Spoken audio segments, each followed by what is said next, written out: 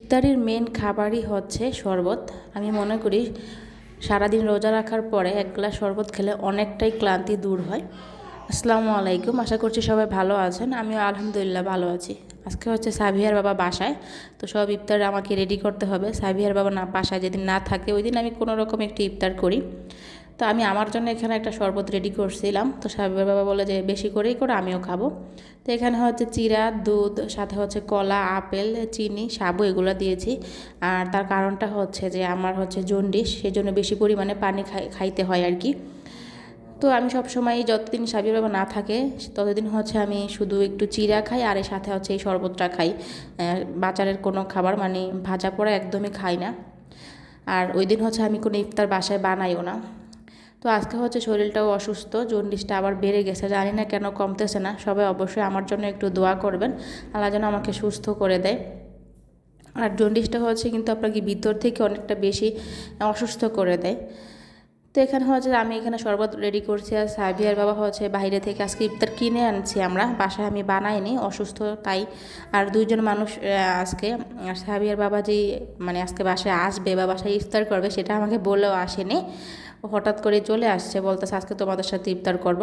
তো সেজন্য আর কি আমার বানানো হয়নি। আমি আমার জন্য ভাবছিলাম ইফতার মানে শুধু চিড়ামুড়ি করব। তো আসার কারণে হচ্ছে বাসা একবারে নিয়ে আসছে বাজার থেকে, তো এগুলো রেডি করছে। আর আমি হচ্ছে আমার জন্য আরও যে যে শরবত আইটেম করব ওইগুলো রেডি করে নিচ্ছিলাম।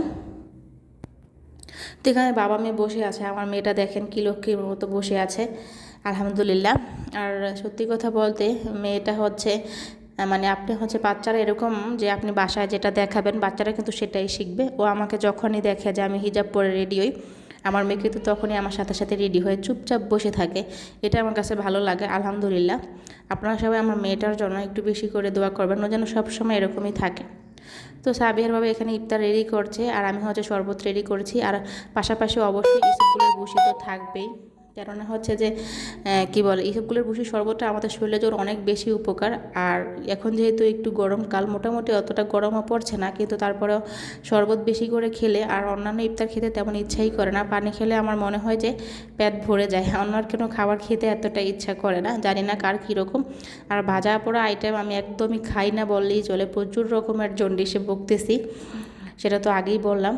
তো মানে সেদিন হচ্ছে, আর এই ইফতারের ভিডিওটা হচ্ছে গতকালকের। আজকে হচ্ছে সাবিয়ার বাবা বাসায় ছিল না, আমি একাই ইফতার করেছি মা মেয়ে মিলে।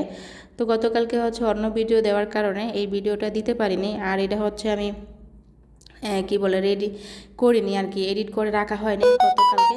তো আজকে এডিট করেছি, যার জন্য হচ্ছে ভাবলাম যে আজকে একটু দিয়ে দেই, যেহেতু এডিট করেছি এই আর কি। তো সত্যি কথা বলতে ভিডিও করাটা যতটা কষ্টের, একটা ভিডিও কিন্তু এডিট করাটা তার থেকেই বেশি কষ্টের।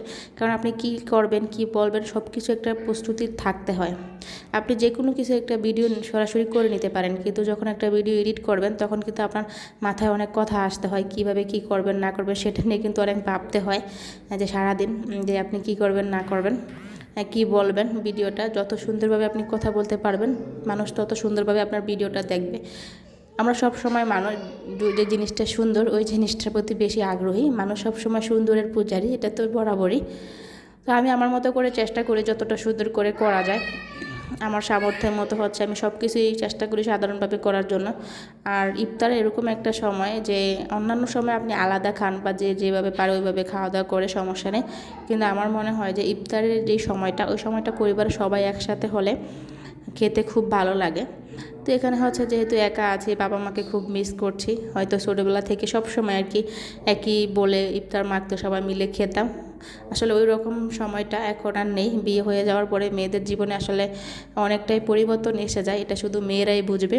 মেয়েদের এই কষ্টটা বা ভিতর ভিতর যে একটা কষ্ট থাকে বা আবেগ বলেন যেটাই হোক, এটা আসলে একমাত্র মেয়ে ছাড়া অন্য কেউই কিন্তু বুঝবে না। শ্বশুরবাড়িতে মেয়েরা যতই সুখে থাকুক না কেন, বাবা মার প্রতি যে ভালোবাসা, বাবা মামাকে ছাড়া একাকিত্ব থাকাটা, এই জিনিসটা আসলে মেয়েরাই বুঝবে। তো এই তো এখন হচ্ছে দুইজন মিলে ইফতার করছি, সাথে হচ্ছে আমার মেয়েটা থাকার কারণে হয়তো আমাদের একটু ভালো লাগে সত্যি কথা বলতে। নয়তো দুইজন সারাদিন বাসায় একা থাকি, বা যখন সাহেবের বাবা বাসায় থাকে তখন হয়তো দুইজন, নয়তো সারাদিন আমি একা বাসায় থাকি। একমাত্র আমি বুঝি যে আমার দিনগুলো আসলে কতটা কষ্টের যায়। আর আমার মেয়েটারও হচ্ছে খেলার সাথে আমি, মা মেয়ে দুইজন মিলে দুজনের সাথে কথা বলি, গল্প করি, এভাবেই হচ্ছে আমাদের দিনগুলো কেটে যায়। পাশাপাশি হচ্ছে রান্নাবান্না সব কিছু মিলে আর কি, এটাই করি সারাদিন মা মেয়ে মিলে। তো এই ছিল হচ্ছে আজকে আমার সাধারণ ইফতারের আয়োজন। সত্যি কথা বলতে কি, অত আহামরি খাবার আমরা ইফতারে খাই না, বিশেষ করে হচ্ছে নষ্টও করি না। অল্প কিছু আইটেম বাজার থেকে কিনে আনি, যেদিন সাহেবের বাবা বাসায় থাকে ওই দিন কিনে আনি, আনার পর হচ্ছে নিজেদের জন্য রাখি, আর সাথে হচ্ছে যে আমাদের দারোয়ান আঙ্কেল ওনাকে একটু দিয়ে আসি। চেষ্টা করি প্রতিদিনই আমি দেওয়ার জন্য। আমি নিজে যদি ইফতারের আইটেম যেদিন সাহেবের বাবা না থাকে ওই দিন হচ্ছে নিজে কিনে এনে আঙ্কেলকে দিই। তো এই ছিল